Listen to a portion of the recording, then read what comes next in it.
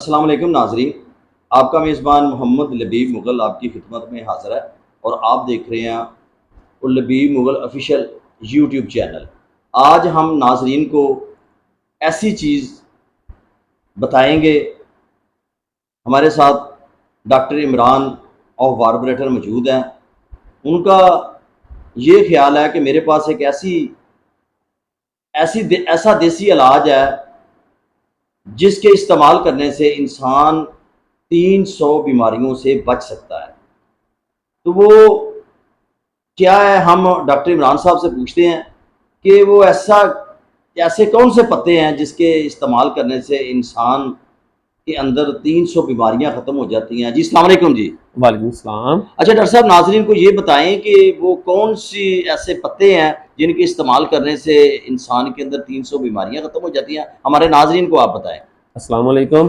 اچھا، یہ ہمارے گھروں میں ایک استعمال ہونے والا بڑی مشہور چیز ہے سوہانجنے کی مولیاں۔ تو ہر گھر میں یہ استعمال ہوتی ہیں، اب تھوڑا سا کم ہو گیا، لیکن پہلے جو لوگ تھے وہ انہیں کثرت استعمال کرتے تھے اور بڑی بیماریوں سے بچے رہتے تھے۔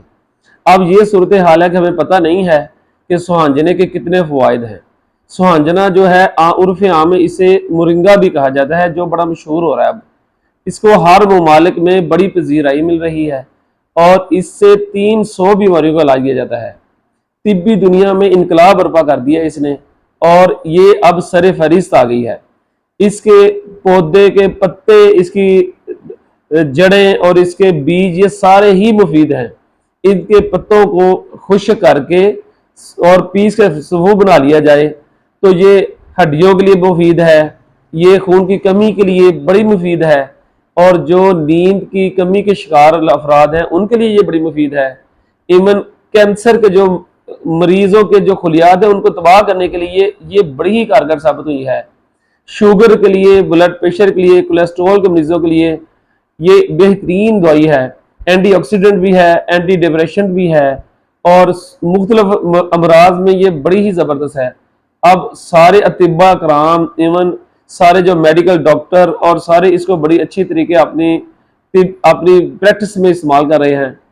اور میں اپنے ساتھیوں کو، اپنے دوستوں کو، ناظرین کو بتانا چاہتا ہوں کہ اس کا علاج ساری دوائیوں سے بچاتا ہے۔ صحت مند زندگی کے لیے، روزمرہ اپنی طبیعت بہتر کرنے کے لیے اور میڈیکل فٹنس کے لیے اس کا بڑا ضروری استعمال ہے۔ ہر دوست کو استعمال کرنا چاہیے۔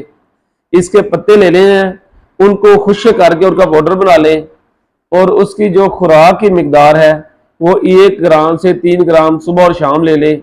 کھانے کا طریقہ بڑا آسان ہے، پانی کے ساتھ لے لیں، پانی کے اندر مکس کر کے لے لیں، دودھ میں ڈال کے لے لیں، چائے میں ڈال کے لے لیں، سالن میں ڈال کے لے لیں، بس یہ کھانا ہے۔